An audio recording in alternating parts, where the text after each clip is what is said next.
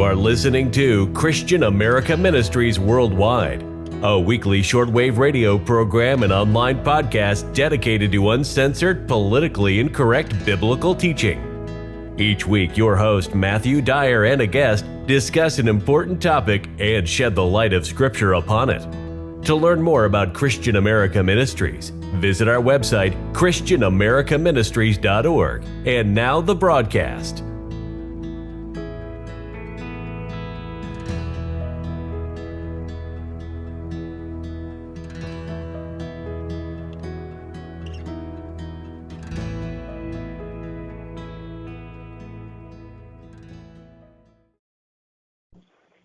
Greetings in the blessed holy name of our Lord Jesus Christ. Thank you for listening to Christian America Ministries Worldwide. We are broadcasting around the world on shortwave radio this evening and over the internet at kingdomradioonline.com, as well as our YouTube channel, Christian America Ministries on YouTube. You can go there and check us out. And we have this program along with our past programs every week on there. And you can also listen to us on Spotify and tune in after the fact as well. And I appreciate everybody tuning in this evening. If you are listening to us on shortwave radio, I would love to hear from you, and that you have a reception report to give us. Let us know how and where you're listening in the world. That helps out a great deal, knowing what frequencies to stay on and what radio stations to stay on. It helps out just to let us know who out there is listening. Unlike on the internet, we don't have an algorithm to tell us who is listening and how many people are listening. That way we can take our resources and use them properly. So if you could do that, I would appreciate it. In this broadcast, we're going to be talking about a very unpopular topic, at least I believe it is. And I have listened to several podcasts and YouTube videos over the past few weeks of people encouraging Christians to go out and vote for Donald Trump, or vote period, in this upcoming presidential election. I listened to one just a few weeks ago. Two pastors were, they acknowledged all the different bad things that this politician or that politician does and believes. But then they encouraged people to go out and support them, and they even acknowledged the program was mainly about voting for Donald Trump. And they acknowledged some of the bad things that Donald Trump has done, which they didn't list them all, but just in the past 2 weeks, he's violated many of the 10 Commandments, and encouraged others to do likewise. And so we're not talking about things that he's done 10 years ago. We're talking about things he's done in the last week. And they're sitting there encouraging people to go support him, and I imagine send him money too and everything else. So in this broadcast, we're going to be asking the question and just posing it to you. Should Christians vote? Should Christians vote in this presidential election? Should they vote at all? We're going to ask that, and we're going to answer it from a moral standpoint. What would the Bible tell us? Should we go out and throw in with this and participate? And to ask this question or answer this question and discuss this, I have asked Pastor Ted Weiland to come on with me. He's written and preached on this subject before, and I wanted him to come on and give us his point of view on the subject and for us to consider. Because in my opinion, I don't think a Christian should go vote in the presidential election. They shouldn't. And we're going to talk about it, and we're going to break it down. So, Pastor Weiland, thank you for coming on the program again and having this discussion with us and talking about this subject. You bet, Pastor Dyer. It's always good to be with you, Matthew, and appreciate you tackling this subject because, as you said at the beginning, I don't think there's any question that this is going to be unpopular with people. We have been so... And I'm brainwashed, for lack of even maybe a stronger term, but that one will do. Brainwashed. Today's, let me back up, today's contemporary people who claim to be Christians have been so hoodwinked into believing that, this is just something that is elections, constitutional republic elections, are our only, or at least one of our only means that's going to save America from where she's headed and or where she's already at, and that's teetering precipitously on the brink or the precipice of moral depravity and destruction. And so, there's a lot of people just, as there is with a lot of false concepts that do not come from the Bible, that have been hoodwinked into believing certain things that just, in fact, aren't biblical. In fact, let me just begin with a question, because it fits in with one of the last things you said, and that is, well, first of all, the constitutional republic's election system that people would have to participate in if they participate in this election or have done so in the past.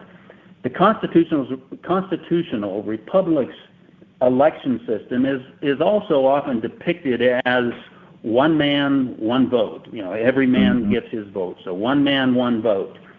Well, here's the question, or at least in a couple questions. Where does that idea of one man, one vote come from? Can that concept be found anywhere in the Bible? Now, there's going to be a lot of people who don't care whether it's in the Bible or not, but for those who claim to be Christians that should be concerned about everything, there's only one ethical standard for everything to be judged, and that's God's inspired word, and particularly his immutable, unchanging moral laws that pertain to everything in life. And if you're concerned about that, then this is the question that you should be asking yourself. Does this one man, one vote election system where does it come from? Can it be found? Can the concept be found in the Bible? And of course, if you know the Bible, you know it's not in there. So where did this idea of one man vote originate? Well, not with God then. No. And if not with God, then there's only one other option, and that's it originated with man. And like all things that originate with man, it invariably inverts and subverts God's design. So what's God's design when it comes to elections? Well, it's the antithesis of man's subversion, of course. And thus, instead of one man, one vote, biblical elections are one God, one vote per Deuteronomy 17:15. And let me get to that. I've got it written here down somewhere, close, I know, for me to read. I've got it here. It says here you shall sure. Okay, good. Well, go ahead. It says here, you shall surely set a king over you, whom the Lord your God chooses. One from among your countrymen you shall set as king over yourselves. You may not put a foreigner over yourself who is not your countryman. Okay, so there's 3 or 4 things we could discuss in there, but we're going to concentrate on just the fact that it says, thou shalt, this is King James, thou shalt in any wise set him king, or a civil ruler, regardless whether it's a king or otherwise. It's a principle that would apply to whoever, and particularly as judges in God's system of things. Mm-hmm. But regardless, it says, thou shalt in any wise set him king over thee, whom the Lord God shall choose. And it should be, as it should have been translated, whom Yahweh thy God shall choose. Mm-hmm. God chooses. Or the synonym of that would be elect, whom God elects. But man has taken that and subverted it, Matthew, as you know, and changed it to whom man chooses. And what they've done is this whole system, this whole constitutional republic system of elections, making it one man, one vote instead of one God, one vote, has put those who involve themselves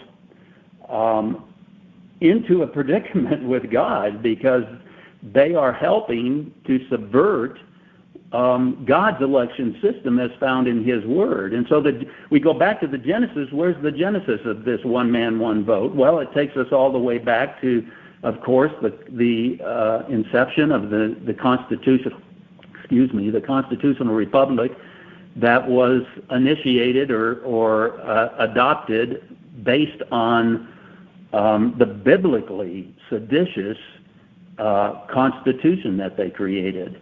And again, like with all things, it's a subversion. It was, and it is, and it continues to be a subversion of what God's intent is, and that's one man, one vote. And we can get into that maybe about later, but there's probably some other things we want to talk about regarding this election system before system actually operates. I often point this out, Matthew, that if you think about this, one of the, I'm sure there's going to be some of your listeners that are unaware that where I stand on the Constitution, although they just got a little bit of a clue to that. But back in 2012, I wrote a book called Bible Law versus the United States Constitution, The Christian Perspective, in which I have devoted a chapter to addressing every article and every amendment in the Constitution and all the details therein, or at least most of the details therein. And when done so, when we use that one ethical standard for judging everything, God's law and His Word, there is no question that the Constitution is a subversion of God's intentions. It is biblically seditious, biblically antithetical to God's sovereignty and His morality from stem to stern. So, but with that being the case, and let me mention this: if for those who are new to this and haven't taken advantage of this, if they'll go to Bible versus Constitution, versus spelled out VERSUS, Constitution.org, and go over to the right-hand side column, they'll find a 10-question Constitution survey. If they'll take that survey, I'll send them free of charge. I pay for the postage for everything. An 85-page primer of the complete book, Bible Law versus Constitution, The Christian Perspective, which is 565 pages. But they'll get an 85-page reduced version of that free of charge. So if they'll go and do that, they're welcome to do that, and I would love to send any of your listeners, the opportunity to be able to take advantage of that offer. Yeah. Now, with that, the Constitution, and I think for those who want God's perspective and trust His Word to provide the answers, that they will walk away in agreement that the Constitution is anything but biblically compatible. But in addition to that, one of the it's also biblically errant, it's also biblically seditious. But in addition to that, think about this, one of the dumbest things the constitutional framers did was to usurp Yahweh's exclusive election authority, the Bible's one God, one vote election system, thereby turning election, quote-unquote, discretion over to we the people. Now think about this, the majority of whom, according to Christ in Matthew 7:13, are in the broad way leading to where? Destruction. So if you've ever wondered how America has ended up on the precipice of moral depravity and destruction, there it is. Now you know, or at least you know part of the reason. They turned the constitutional framers, took God's one God, one election system in the Bible, and turned it over to the majority of Americans that vote, and the majority are in the broad way leading to destruction. Add to that Article 6 Christian test ban, whereby mandatory biblical qualifications such as Exodus 18:21 and several others throughout the Old Testament and New Testament alike were eliminated. You have a perfect recipe for disaster. No wonder, among other reasons, but no wonder America finds herself on the precipice of moral depravity and destruction today. It was foreordained, according to God, according to Christ in Matthew 7:13, that you put this in the hands of the majority and you're in trouble. and take away his mandatory biblical qualifications, as was done by the constitutional framers in Article 6 Christian test ban, and you can expect nothing but disaster that's going to come out of it. And now all of a sudden, 230 plus years later, Christians are saying, yeah, but this time, if we just vote harder, as some people have put it, we just got to vote harder, then we can save America from this precipice. And yet we've got 230 plus years of history that proves, regardless who's been elected, whether it be what caliber of swamp crocodile it is, disguised as both donkeys and elephants, that regardless whether the Democrats or the Republicans have taken the helm, America, in the 230 plus years of history that prove this, that regardless who's been elected, we have only advanced further on America's suicidal trek to the precipice. And it will be no different in this one. Now, there may be some, if for example, if Trump's elected and Kamala ends up being his opponent, I can see that Trump is going to do some things in the short term, to certainly going to do things better for America than Kamala Harris or Biden has. But in the long run, it's still going to be, because the promotion is the biblically egregious constitutional republic born of the biblically seditious constitution. In the long run, it's still going to be, he's still going to help advance America's trek to the suicidal trek, or advance the suicidal trek to the precipice. And therefore, your involvement in it only helps to facilitate, whether it be Kamala or whether it be Trump that is elected. It's a false hope, is what it is. Say again, I'm sorry? It's a false hope. People think that this is a false solution, or it's going to make America great by going and voting for Trump, when it's really just the difference of drinking half a cup of rat poison versus a whole cup, or maybe even, maybe more than that. Both of them lead us to destruction. I like that illustration, by the way. I mean, they're both bad. I told somebody over the weekend, you could argue that half a cup of rat poison is better than a whole cup. I mean, you can argue it and debate it, but it's still going to kill you. And we have Trump, just this past week, twice he's, supported and endorsed the defending of other gods and other religions, and the praying to other gods and other religions, just in the past, 8-9 days. That is not going to bring about blessings. It's not going to bring about making America great. It won't. It's going to bring about destruction. And even, I don't know if you heard about this, just a few days ago, he got in front of a crowd of Christians, so-called Christians, and said that, listen, Christians, if you just vote one more time and get me in, you won't have to vote anymore. And so I guess, I don't know what that means. This whole mega idea, making America great again, that, the phrase he came up with, if Christians, again, would only think about that, there's only one who can make America great. Yep. Amen. And it's the same one who made America great in the first place.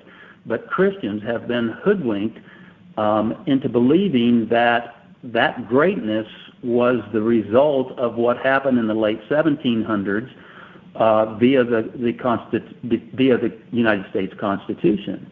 Well, if you believe God, that just cannot be the case, because in Deuteronomy 28, the blessings found in the first 14 verses are the result of those people who establish and look to God as their sovereign over their nation, their government, and their society, and thus his moral laws as supreme throughout the law. Whereas the last, I don't know how many verses this comes out to, but the last 15 through 68 verses dealing with the curses of America come from those who reject Yahweh as sovereign over their nation, their government, and their society, and thus instead enact man's humanistic secular laws which is precisely what the constitutional framers did.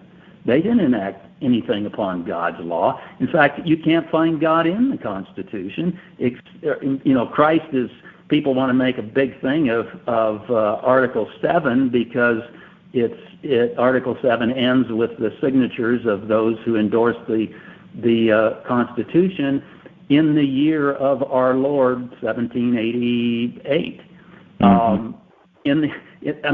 The best that the constitutional framers, if they even meant that as an acknowledgement of Christ or Yahweh as God and Lord, the best they could do with the whole Constitution was make him the timekeeper.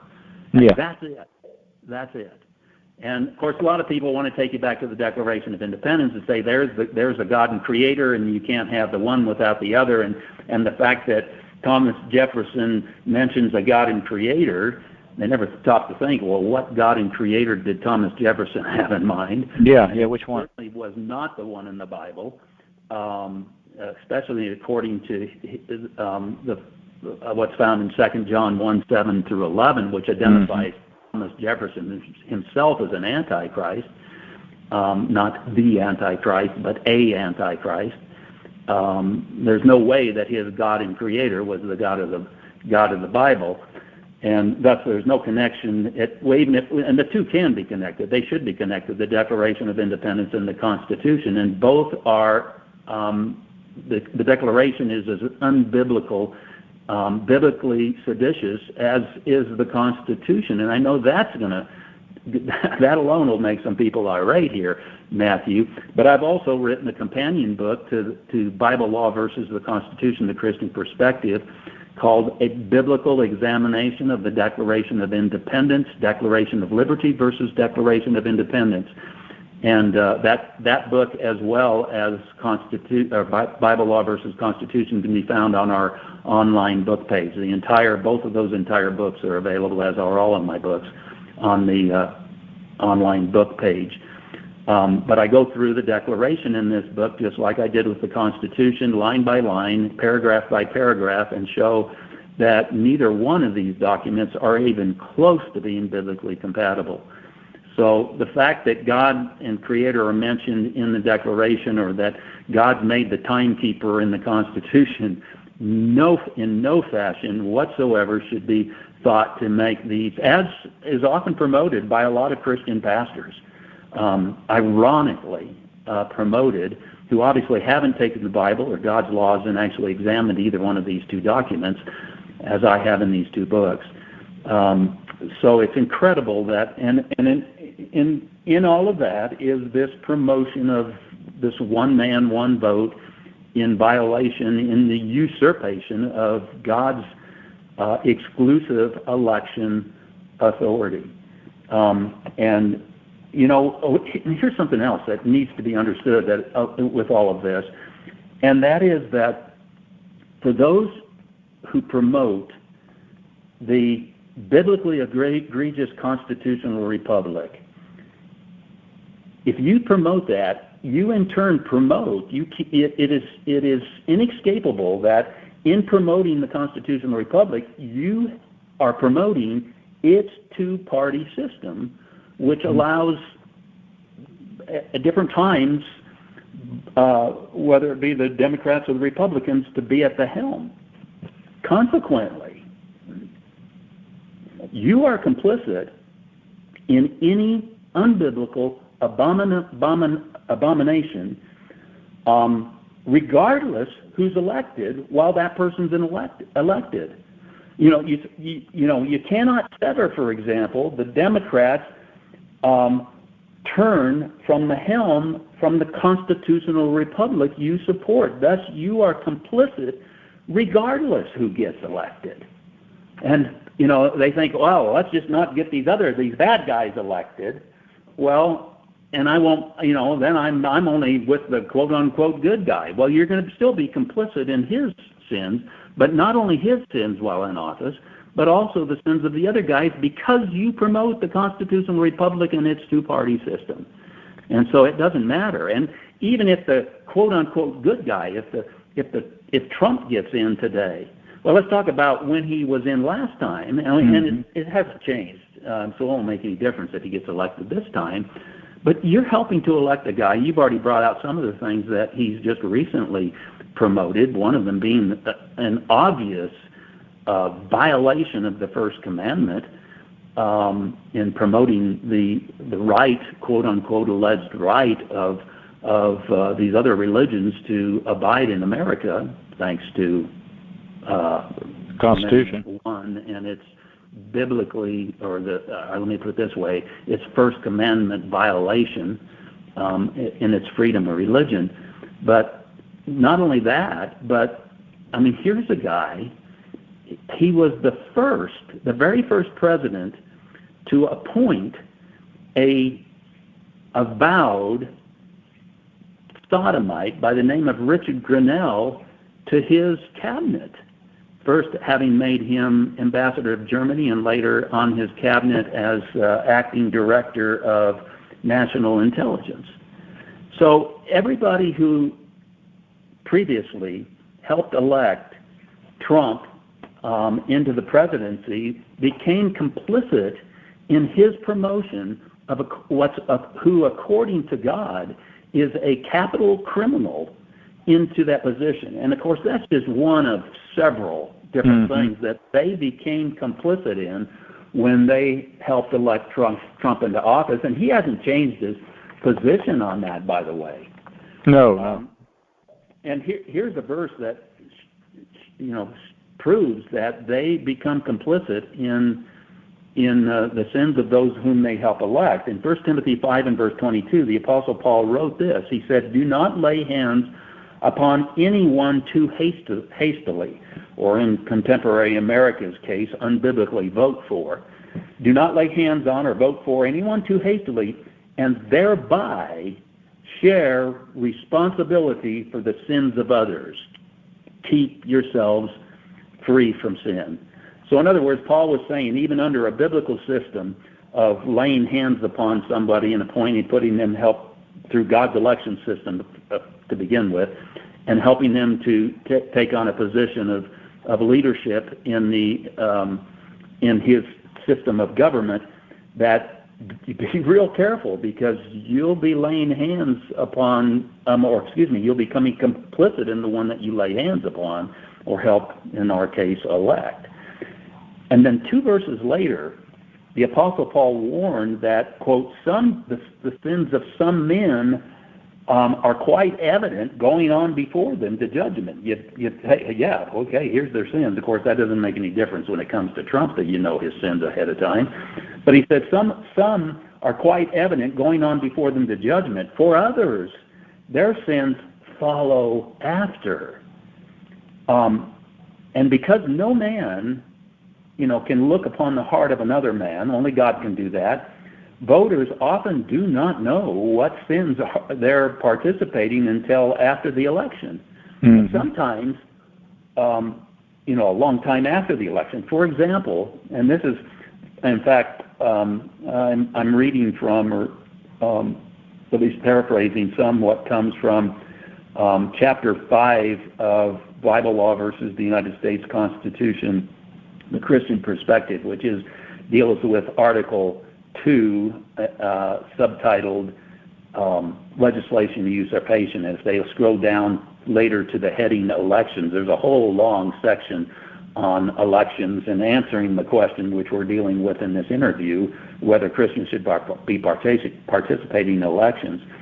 So, for example, talking about the sins of some coming after, for example, on August 4th, 2010, Chief U.S. District Judge Vaughn R. Walker overturned California's Proposition 8, known as California's Marriage Protection Act, which declares that, quote, only marriage between a man and a woman is valid and recognized in California, end of quote, overturning that, paving the way for sodomites like himself to marry, quote unquote, marry one another. Now here's the point. Sins that come after that you may not be aware of. Well, guess who appointed Vaughn onto the bench as a judge in 1989? It was President George H.W. Bush. So therefore, Christians who helped elect quote-unquote conservative Bush into office are thereby also accomplices to this wickedness that came, how many years are we talking about? 1989 to 2010. So we're talking almost 20 or 30 years here later that they're still participating in those sins that overturned the Marriage Act that California had back then that allowed only marriage to be defined as it's biblically defined between one man and one woman. So there's all kinds of potential for complicity in regardless who you elect, and how these Christian pastors and Christians can be thinking that they can justify the promotion of Trump, who they know are involved in all of these other things. Yeah, they do know. Is abominable, and it makes them complicit in the same things he's been involved in and will continue to be involved in, because even though he now claims to be a Christian, when it's publicly advantageous, he's not anything close to what the Bible describes as Christian. One of the easiest things today is to claim to be a Christian. Oh yeah, it's cheap. Yeah, you can. It's cheap. You can get up and say you're a Christian and say, you acknowledge Jesus as existing. And somebody told me last week that Trump was qualified because he acknowledged Jesus existed. Well, I'm like, well, I can show you recordings of Obama and Biden and many other people doing the same thing. We should know them by their fruits. Yeah, you can cherry pick the quotations from any of these guys, and pretty much any of them, and make them out to be Christians. Beginning with the constitutional framers, they're cherry picked all the time. In fact, they're cherry picked. Their quotations are cherry picked on both sides of the political spectrum, depending on what book you read. For those who are Christians, they cherry pick them, and they make these guys out to be Christians. And you can do that. Or you can be a secularist humanist, and you can cherry pick them and make them out to be secular humanists or deists. But when you actually, and by the way, here's a good example. You cherry pick Obama and some of his past declarations, man, you can make that guy a Christian too. Oh yeah, easily. Yeah. So, you can justify, whoever and whatever you want by simply cherry picking them, and you can do the same with Trump and think you're justified. But the question is not whether you think you're justified; it's whether God thinks you're justified or not. And you're going to pay the price, to involve yourself. And what a lot of these people also don't understand, Matthew, is that. First of all, they don't even understand how biblically egregious the constitutional republic is and how biblically seditious the Constitution is, and therefore that alone should stop them. But if they haven't considered it, I beg of them to at least take that 10-question Constitution survey and get our primer and get this thing started in the right direction. And I forgot where I was going to go with that. I got a question for you. A lot of people listening. Go ahead. Go ahead. Let me my thought here, and then we'll come to that. But they need to figure out what if in fact it is true that this system of government began with what are best described as Enlightenment and Masonic theistic rationalists, the constitutional framers. If it in fact is true, and that they created a document and a government that's biblically egregious or seditious, then any participation in this system's elections only helps to further advance this ungodly system. And that alone should say, wait a minute, I've got to retreat. Why would I want to help advance America's suicidal trek to the precipice? So that alone should also, there are people out there who I know who have come to understand that the Constitution is biblically seditious, and nobody's going to argue that the constitutional republic at this point, I shouldn't say nobody's going to argue it, but most people who claim to be conservative Christians aren't they're looking at this this system we're currently under as biblically egregious. So why would you want to participate? Why would you want to trust the justified to participate in the system that's put us in the state we are today? You're only helping to advance the same system that you're starting to understand. If you've come to the understanding of what it really is, that's put us in this mess to begin with. The system's not going to make America great. It's in competition. It's against biblical principles, biblical laws, and that's the moral of the whole thing that we're talking about here. Is the solution that people are presenting as a solution is actually a digression. It's going to make things worse and worse and worse. And we can just look at the history of our country for an example of that. And, many people out there listening, Ted, they may be like, okay, I hear you. The Lord is supposed to choose your leader. In your opinion, Ted, what does that look like? What does it look like for the Lord to choose a leader? Because many people may be like confused on how that would go about. What do you think it would look like? I think most people are just totally oblivious to how that works, and in fact, most are oblivious that God even has a system of that is true. Election.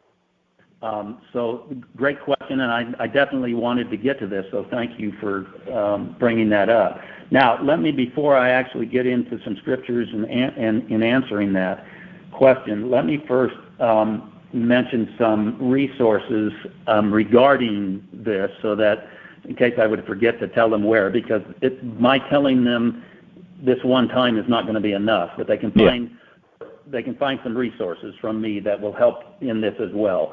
So first of all, on our blog, if people go to BibleLawVersusConstitution.org, or if you know our other website, missiontoisrael.org, if you'll go to our blog and then search this title, I would recommend first Constitutional Elections, Dining at the quote-unquote Devil's Table, where I go into it. At least it's a short article to begin with that will further establish that you're dining at the devil's table. It's the quote-unquote devil's table if you participate in this, and hopefully most Christians don't want to do that. Mm-hmm. But I'd start with that. And then for how the Bible's election system operates, I would encourage, again, another blog article called Salvation by Election. Now, don't be fooled by the title. This is not dealing with individual election, but with the elections of civil leaders, both of which, individual and civil leaders, both elect. That is God's exclusive domain. That whether it be the election of us as individuals, or whether it be the election of civil leaders. So, but this one, Salvation by Election, is dealing with the election of civil leaders. So I would definitely encourage that people would go to that second one for more on how this system works. Okay, so how does, we started with Deuteronomy 17:15 that says that we're to the leaders that are to be a part of God's government system are the ones whom He chooses. And the obvious question then would be, well, how do we know whom God chooses? So I'm going to share with you something that I'm surprised that I haven't seen more on this, because it's right here in the scriptures again, but I just have not seen anybody deal with some of these passages that really help us highlight how it is that God chooses civil leaders, how He elects them. So I want to start with Proverbs 16:33, which says the casting of lots, the lot is cast in the lap, and then listen to this, it says, but the whole disposing thereof is of Yahweh. So casting lots help us to know what God's will is. And then if you add to that Proverbs 18:18, where it says, the lot causes contentions to cease. And then it says, and parteth between, or divideth between the mighty, Eastern Standard Version says between powerful contenders, which you could say, wow, that sounds like today's elections. You got powerful contenders. So that's Proverbs 18:18, taking the lot that God disposes of or makes the lot happen as it should. The answer from casting lots, and it applies it to choosing with leaders. So that's how we put it before Yahweh, and we allow Him to choose His choice between leaders. Now, in His case, or in His government, only biblically qualified contenders, whom God then uses the lot to choose. And which we've got actually more than one example, but people would probably be most familiar with the one in Acts chapter 1, verses 23 through 26, where, if you recall, the apostles were, in fulfilling Old Testament Scripture, knew that Judas, who of course had betrayed Christ and eliminating himself by hanging himself, that his place needed to be replaced. And they had brought forth two possibilities, Barnabas and Matthias. And here's what it says, which is going to take us right back to Deuteronomy 17:15, choosing the one, or leaving in God's hand for Him to choose the one He chooses, and also what we just read in Proverbs 18:18. This is what it says. So then they put forward, the other 11 apostles, put forward, we could say nominated. They nominated these men. Mm-hmm. They put forward or nominated two men, Joseph called Barsabas, who is also called Justus, and Matthias. And they prayed and said, here's their prayer, You, Lord, who knows the hearts of all people, You, Lord, who knows the hearts of all people, the only one who knows the hearts of people, show which one of these two You have chosen. Deuteronomy 17:15. How? And they drew lots for them. And the lot fell to Matthias, and he was added to the 11 apostles. So what a perfect example of tying Deuteronomy 17:15 with Proverbs 16:33 and Proverbs 18:18, and showing how, in fact, God is the one, how we can know whom it is that God chooses between two biblically qualified, and only two biblically qualified, candidates that have been nominated for any particular office in the government today. Of course, that has to begin with us getting rid of, overcoming this biblically egregious government we're under, and actually establishing local biblical ecclesias, or what's often translated as churches, but local biblical ecclesias in place of the government, the biblically egregious government we have under the constitutional republic.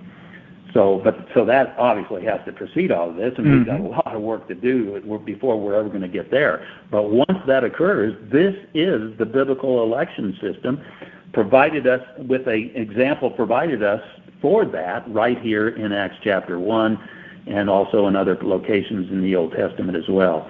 So, and I address that obviously in much more detail in, again, that blog article called Elections.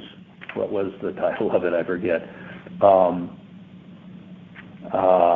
Salvation by Election, excuse me, on our blog.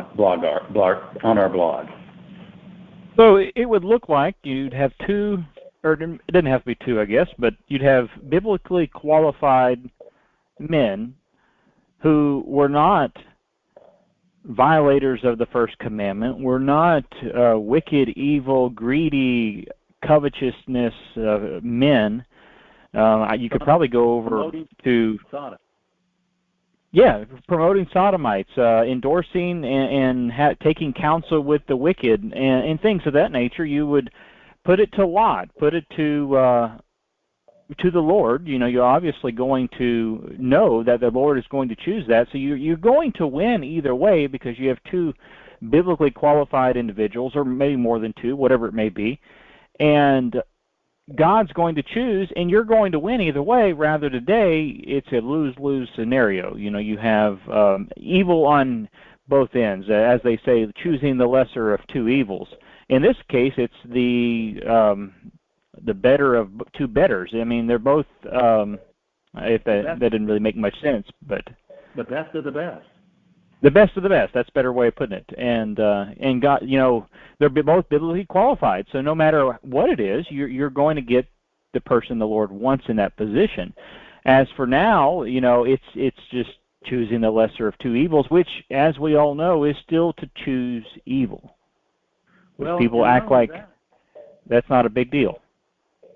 And not only that, Matthew, under the system that these people are participating in, of course, they're hoping for the lesser of two evils. Mm-hmm.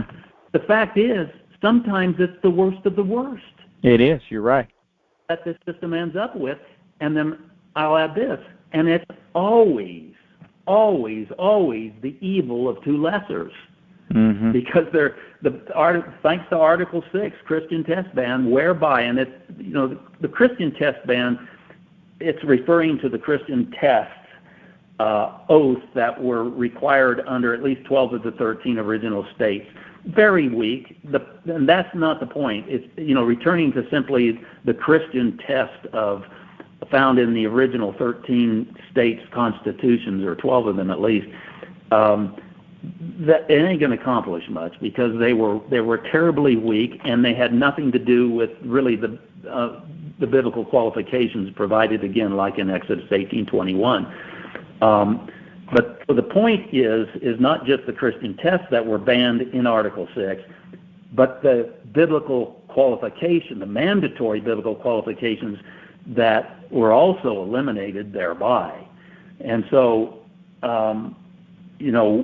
it's when you return to God's plan, and that is that only biblically qualified men of God, who, according to Exodus 18:21, who fear Yahweh, that's where it begins, and and therefore isn't going to allow these other gods to be worshipped in your system, and a number of other qualifications, like what we just said. You end up with the best of the best rather than the evil of two lessers, and that is inevitable. America has always ended up with the lesser of two evils, the worst of the worst, and always the evil of two lessers, because that's what the system created. That's what the constitutional framers made inevitable. You get nothing but nincompoops, scoundrels, incompetents, immoral reprobates, and almost always, if not always, outright criminals for your system, and that obviously includes almost. Is Trump a nincompoop? Well, an argument could be made for that. Is he a scoundrel? Yeah, his life has proved to be a scoundrel. Is he incompetent? Well, he's not as incompetent as some of the others. Has he been an immoral reprobate? Yeah. And Is he an outright criminal? Well, it depends on what your standard for criminality is. But if it's the Bible's definition of criminality, yeah, he's a criminal. Yeah. And so regardless if it's Trump or Kamala or someone else, all the way back to the inception of the Constitution 230 plus years ago, we have never gotten anything but what I just described. That's the inevitability of this corrupt system. And you are going to be participating in it. You are going to be complicit in it if you participate in it, hoping to get the lesser of two evils. We don't need the lessers of two evils. We need to get rid of this system and get this thing done right. If not for ourselves, start thinking about your posterity, because it's only going to get worse here regardless who gets elected in this election or any other election. And the only salvation and hope for our posterity and for America as a whole is for us to bring down this biblically egregious, seditious system built on such a biblically seditious constitution and start again. And yeah, that's a task. We've got a long ways to go, but you're participating in this ungodly system and trying to help elect at best the lesser of two evils. Is not going to help us get where we need to go. You need to join ranks and start working toward eliminating this system so that one day, if not ourselves, our posterity can build upon the ruins of the biblically egregious constitutional republic. And it will fall. It's inevitable. It will. Because if you believe Christ, in Matthew 7:26 through 27 and 12:25, a kingdom divided, first of all, a kingdom not built upon the Word of God is built on sand, and it's inevitably going to fall. And a kingdom divided against itself is going to fall. We've got a divided kingdom. Nobody's going to argue that.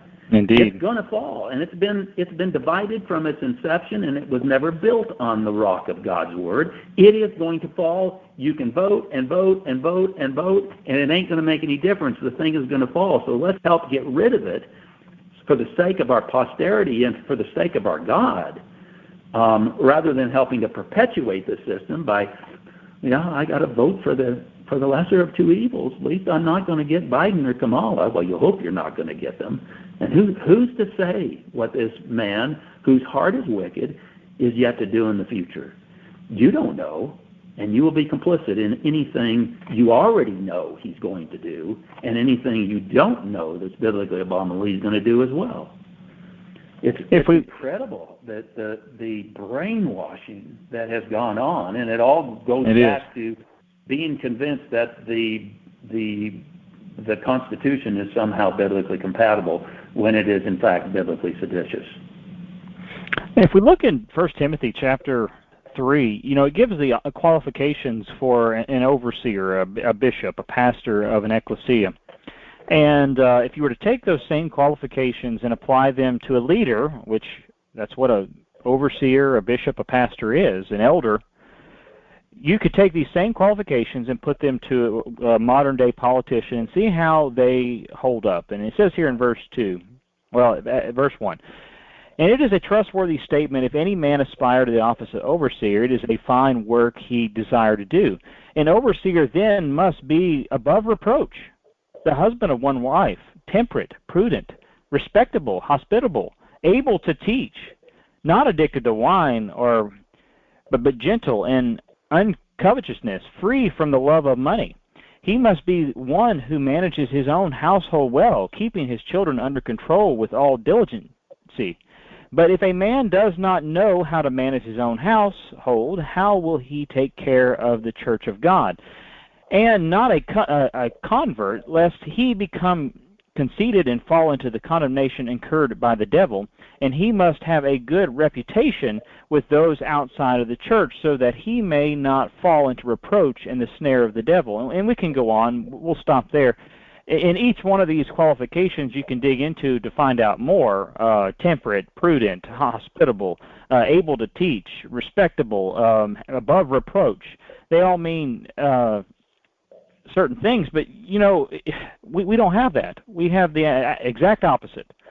We have men and women, if you want to throw them in there too, that are opposed to everything I just listed. Even though they may get up there and say they're not, we should know them by their fruits. We can look at their actions and see how they are behaving to see if what they're truly saying is so. This brings out another level to all of this, and that is that somebody's you're going to get the common response to what you just brought out as qualifications for leadership. They're going to say, well, that's for the church. Mm-hmm. That doesn't have anything to do with government. That is true. Well, they'll say that. It's government that's exactly being dealt with here, that these men were being, or these qualifications were for leadership. Civil leadership, civil meaning political leadership, which cannot be removed from a religious standard. And the problem comes in is with the terrible translation church of the Greek word Eklesia and what its real meaning is. And I wrote a book called Eklesia versus Church, Why Understanding the Difference is Critical to Our Future. And when you understand what they understood in the first century, this Greek word ekklesia referred to, you understand that I'm going to use these terms in a verb form. We weren't called to church. We were called to ekklesia, to build Christian biblical communities in its fullest, with its fullest meaning, building a community based on a government based upon God's laws, and including His biblical qualifications for civil leaders. And thus, those aren't just these religious leaders in our quote-unquote churches today. It's talking about ekklesia. It's talking about doing what we've been discussing, and that's building a biblical community and based on a biblical government, based on biblical laws. You know, none of this, we weren't called to this four-walled, stained glass, putrefying, spelled P-E-W, putrefying churchianity that we have today. And I'm not knocking fellowship and assembly and preaching and teaching. All of that has its place, but that's only a part. That's maybe the center of a biblical Christian ekklesia, but that's not what God called us to exclusively, just to gather together once a week or 3 times a week or whatever it is, just to have fellowship and listen to preaching. That's only the beginning of it. Yeah. What God has called us to is to ekklesia, and that is to establish these biblical communities. That's what Paul is writing about, the Apostle Paul is writing about in Romans 13, 1 through 7. Romans 13, 1 through 7 has nothing to do with secular governments. It's our commission to establish biblical government or biblical ekklesias, and I've written a book on that as well. All of these also available all on our online book page for free. You can just find them there if you don't, or you can get the books if you choose to get them. But it's called the Romans 13 Template for Biblical Dominion, for establishing biblical ekklesias. The Romans 13 Template for Biblical Dominion, 10 reasons why Romans 13 is not about secular government. When you tie that in with ekklesia and with the fact that this constitutional republic is biblically egregious, and all of a sudden we start to see the real plan that God has for the subjects of those who claim to be subjects of the King of Kings. What do you think He intends His subjects to do?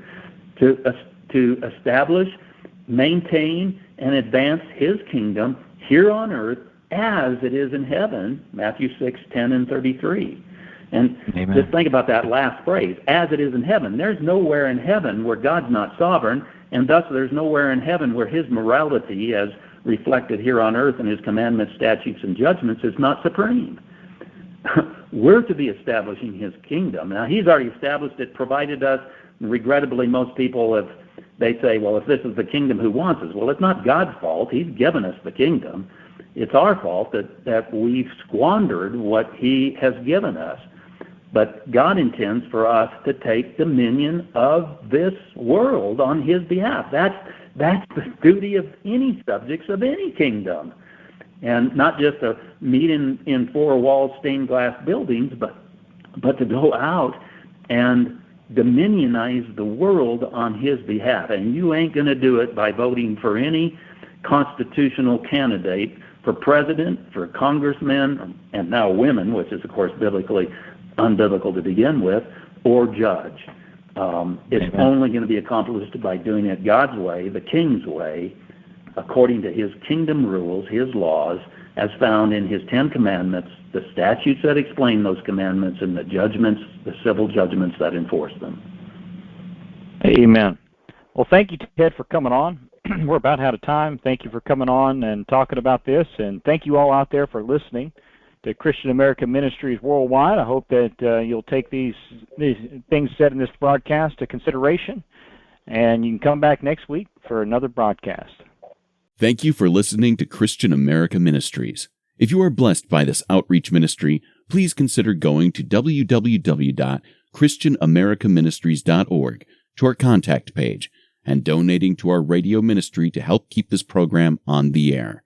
We appreciate your support.